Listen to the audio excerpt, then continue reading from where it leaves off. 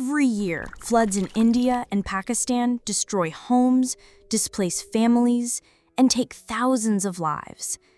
But what if artificial intelligence could help prevent the next disaster? South Asia is one of the most flood-prone regions on Earth. Poor infrastructure and unpredictable weather make India and Pakistan especially vulnerable.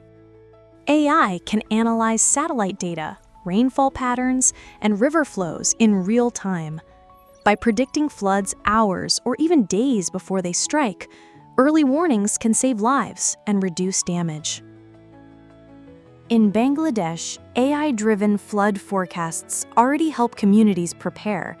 The same technology could be adapted for India and Pakistan, where cheap mobile alerts could reach millions within minutes. From AI-powered drones that monitor rivers, to smart dashboards that track rainfall, to apps that guide villagers to higher ground, technology can make disaster response faster and smarter. Yet, challenges remain. Poor connectivity, lack of funding, and political hurdles slow down progress. AI alone cannot solve the crisis without strong leadership and investment. Imagine a future where every village gets a flood alert before the first drop of rain falls. Floods may be unstoppable, but their impact doesn't have to be.